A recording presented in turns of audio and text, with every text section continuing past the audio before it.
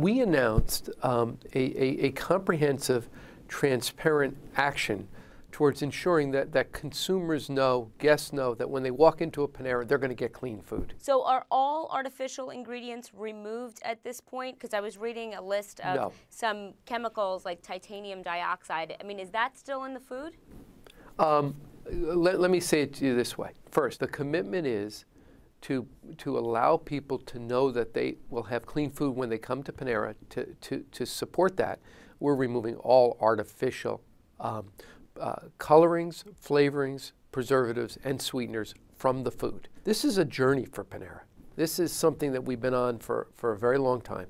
11 years ago, we were the very first restaurant concept to remove chicken raised with antibiotics from our menus. What is amazing to me is 11 years later, we have McDonald's, we have Tyson announcing policies attempting to get closer. They're not going all the way to a never, never antibiotic policy, but they're trying to go in that direction. Why do you think rivals have been so slow in making some of these changes? The reality is this is hard because these additives need to be deconstructed out of the whole supply system. So we've literally been working on some of these things for 10 years.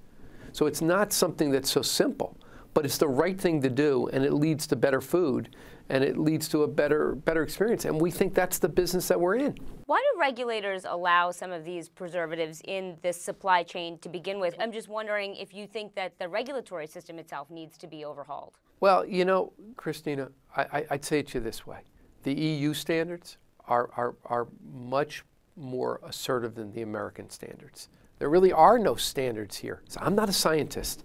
What I wanted was a comprehensive list, and I wanted a list we could publish in a transparent way so that people could check it and know this was clean food. Do you think most Americans realize that there are no standards when it comes to processed foods in the U.S.?